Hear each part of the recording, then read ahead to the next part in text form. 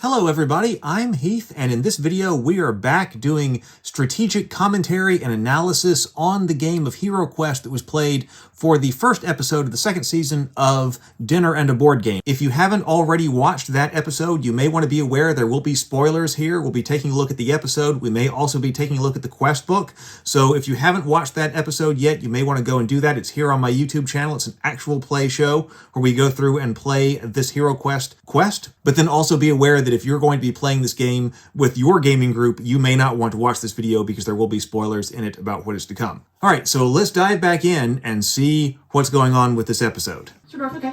I'm gonna take another swing. Gargoyle? Nothing. Oh, come on.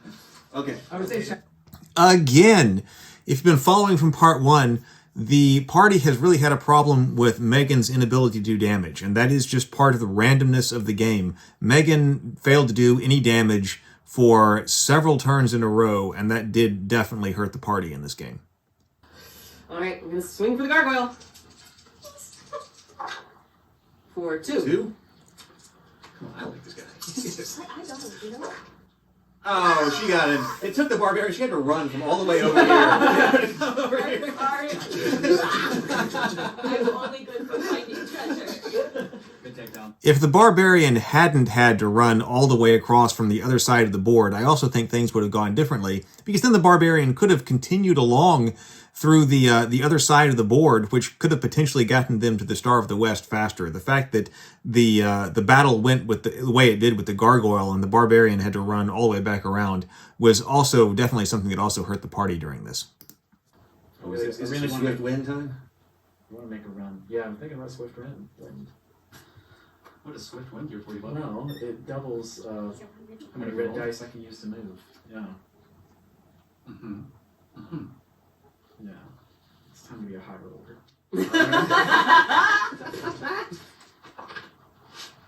A one on this It's one? a 5, so that's 10. It doubles the dice or doubles No, what it you roll? enables you to... Okay, this spell may be cast by any one hero, including yourself. Its powerful burst of energy enables that hero to roll twice as many red dice as normal. Oh, next time. yeah. So you roll Two more. So you're at 5. Okay. Come on, boy. Come on, boy. One. Another 5. 5. Another 5. So What's it's it? not 10 regardless. Yeah, well, you know, it worked. Okay. Wait a second. 1, 2, 3. If you're trying to go that way, it puts you right in front of the door. If he steps back, you'll be able to see him. Oh! That was a great move by the wizard, and it could also have turned this game in a completely different direction as well. The wizard in this case does get beyond the Witch Lord, past him and into that room where the Witch Lord was, which could enable the heroes to start getting at the Star of the West through that direction as well. So this was very well played and a lucky roll by the wizard, so well done. I'm gonna risk it, you guys say. So this guy's gonna move back this way so we can see the wizard. Okay. Now he's going to cast Command. This spell puts one hero under Zargon's control. Oh. This spell can be broken immediately or on a future turn by the hero rolling one red die for each of his mind points. And this is the wizard who is having this cast on. If a 6 is rolled, the spell is broken. However, until the spell is broken, Zargon, on his turns, can move the hero as if it were a monster and attack with the hero. How many mind points do you have left? So this was my only chance to try to get the wizard out of that room. This is what I had to do in order to try that. And so command, like ordinarily, the command spell would be the one that you would want to cast on the wizard least. The last hero you would choose to cast a spell on would be the wizard, because the wizard has the most mind points. And of course, at this point, the wizard could have broken the spell, and then there wouldn't have been anything that I could have done. It never would have taken effect. But I had to get the wizard out of that room somehow, and so I decided to risk it, as I said in the show, and try casting command. Another 6. And they're not. All right. I'm going to take...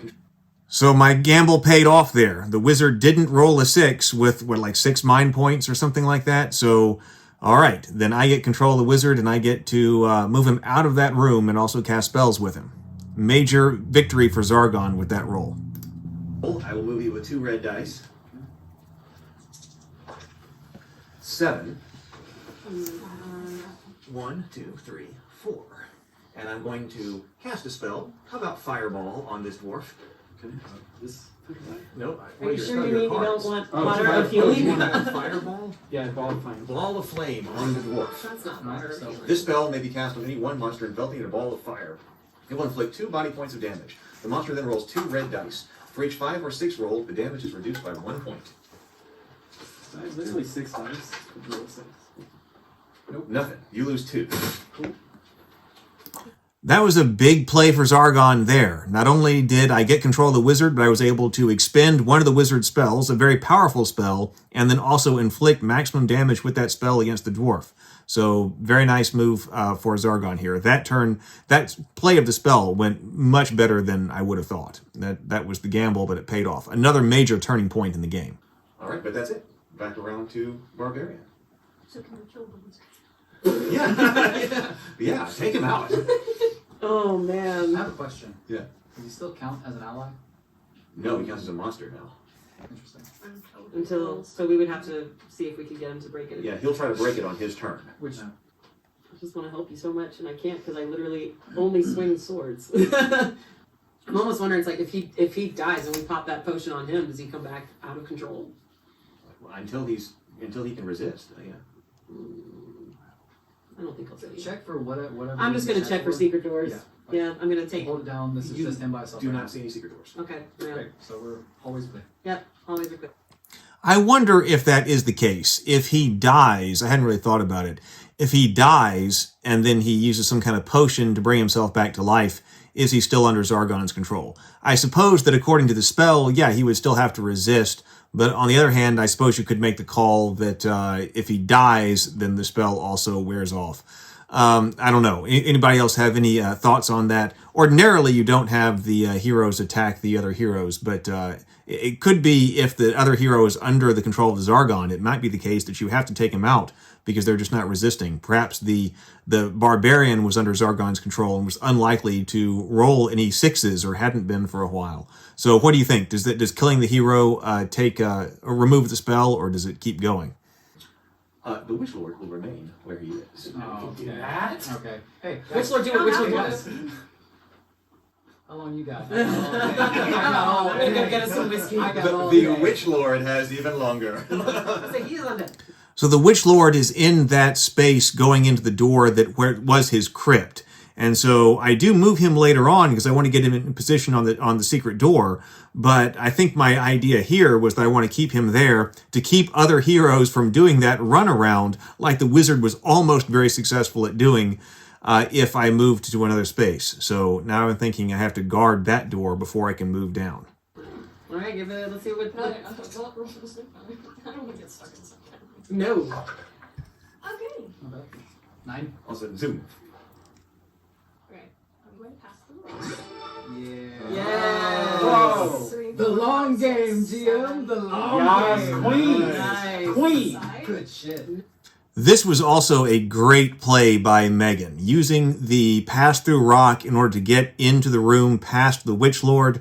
I didn't see that one coming. That was a great play on her part. They were, of course, expecting that the Spirit Blade was going to be in that room in order to get it out.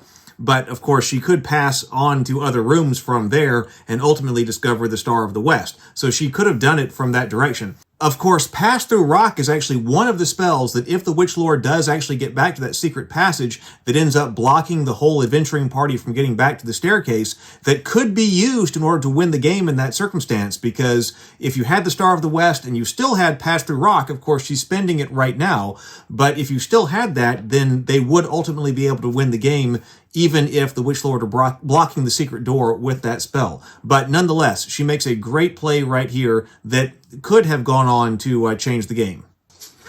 All right, skeleton attacks. 2. No. Down 2. That hurt again there, because Megan wasn't able to attack the skeleton, obviously because she had cast the spell. And so she had 4 body points when she went into that room, which isn't bad, but losing 2 of them and going down to 2, that definitely hurt again. I'm gonna hit. Really? You're right. It's gonna happen. It's gonna happen right now. No way. Again, I don't know how many times this is in a row that Megan hasn't been able to deal damage, But that was another big one right there, that she wasn't able to take out that skeleton that was right there, because she ends up getting pinned in, and there's a lot more foes than there are of her, and she's only got 2 body points left. If she'd been able to take out that skeleton, at least she wouldn't have anybody behind her. I was hoping it would. 2. Oh, the elf dropped. That was a tough break. That was a tough break. The skeletons attacked her for 2 both times, and she was unable to defend either one and wasn't able to take a skeleton out on her turn. That was a tough break. Tough break. Yeah, the thing. You're just circling around my dead body. So, of course, here I'm just setting up a trap for whoever else is going to come through that door. So, eventually, I know they're coming around the other way. They're going to have to come through that door. Somebody will have to stand there, and we'll get to be attacked by 3 zombies. So, there we go. I mean, I didn't do it. I didn't move. I didn't move. Oh, I was still focused on these processing. guys, and then I forgot those guys were on the table. Right, so Still processing. That can happen when Zargon gets fixated on certain monsters and doesn't realize what's going on. That was a missed opportunity on Zargon's part right there. The bad luck moves clockwise. I got a shield here. okay, so you're down to 1 by 1. 1 by 1. Yeah, very big difference. That was also a very lucky break for the heroes right there. With all of those monsters surrounding the wizard, that could have really, well, it could have killed the wizard right there, put some serious hurt on. So the fact that the wizard only got away with 1 body point of damage, that was also big for the heroes there. As you move behind you, you start to hear something, and then there is a giant crash behind you. Okay. A giant boulder falls right there, blocking your path. Okay. No big. That's kind of big. Not really. I mean, we have to go this way anyways. There was no going back. Yeah, no, it's not like So that was big, because the dwarf decided to come around with everybody else instead of going the other way, which actually, he could have walked around the other way, and then I believe there were no monsters that he would have found walking around the corridor the other way, all through the halls, if until he'd gotten into that center room where there was the zombie with the Star of the West. So he could have snuck around the other way, and then that boulder wouldn't have fallen, and there would have been 2 potential ways to get back into the staircase room, and they may have been able to do something with that. But significantly, the dwarf decides to go back around that way, which does close off the rest of the board to them. So, Move. Oh, step there. All right, door's gonna start. of course, now that I know that that is sealed off to them, the only way to get back into the staircase room will be through that secret door, and so that's why I have the Witch Lord start to step back down to stand on top of the secret door. Where would this go? We got 2 skulls. 2 skulls. This is a skeleton. It only defends with no, it defends with 2. You roll a shield. Shield And a and skull. so it's out of here. Boom. Well done. I love our bloodlusting wizard here. These things. He is quite the bloodlusting wizard. He beat a lot of things to death with his staff in this game. Witch Lord stands there. And now he is on the secret door. That kind of seals the fate for what could happen for the rest of this game. The Witch Lord is now in position. I got a 4. You're opening my dead Should body. I go in there and check for treasure? I need your consent. I mean, that's 2 It's a people. wandering monster, or it's the thing we need to win the game, or it's something else. Mhm. Yeah, you gotta, man. I got it. Gotta. In this quest, Okay. All right. Checking for treasure. In the dead zombie's hand, you find the Star of the West. Yeah! get out. So that's it. They got what they need to win the game if they can get back to the staircase. The Star of the West has been found. But remember, the Witch Lord can only be hurt by the Spirit Blade, which they do not have. A for the wizard. A little. Oh boy, howdy! Is that because of excitement, or is that just what happened? And Megan just made the realization about what has happened here. What? Oh no. He's smiling too much. Oh no. Well, he's not. Is there a catch? Is there a catch, Zargon? Oh yeah, I see exactly what's happening here. Uh-oh. He's gonna block the friggin' fingers. So we have to find the So- spirit blade, the Care Bear blade. I thought that's what it was. No, we found the No, star. you have the Star of the West. We've been tasked with the star, but So the you only have- way It's in that room. it was in the atrium the whole time. I knew it. Was it really in the break in case of zombie apocalypse room? Well, we'll never know. We won't know until we I get it. swear. All right, what do you have to tell us, This is good. Mr. Zordon? I So have, you I have, have the Star of the West now, which is what you have to return with in order to unite the kingdoms But to he's defeat the been orcs. he's been shambling over to that secret door on his turns. He's But going towards the stairs. The only way that you can get to the staircase is through the secret door, which the Witch Lord is standing on, because this has been sealed off by a right. block trap. Yeah, so now And we have to find the blade. We gotta Nothing go can. through or go around. And we ain't going through this way, so unless there's a secret door that leads to this way and a bunch of stuff here, like, probably not happening. Yeah, we need to find So this either blade. the sword is on the other side of the map, or it is literally right there. Meanwhile. Yeah. Meanwhile, at the Legion of Doom. He is so excited for what he's about to do. Friggin' Can't Zargon, stand man. it. I miss can't Heath. You know what, guys? stand I miss Heath. it. We're having a moment. Zargon is jerks. Heath is great. I'll tell you what. He's Heath. No matter what happens at that time. All right, that's the end of the look at the commentary and strategy on this video. If you've enjoyed it, please like, subscribe, all of that, and please check out the other videos on my YouTube channel. I've got a whole lot more on tabletop games and fantasy and all of that. I look forward to seeing you in another video. Until then, happy gaming.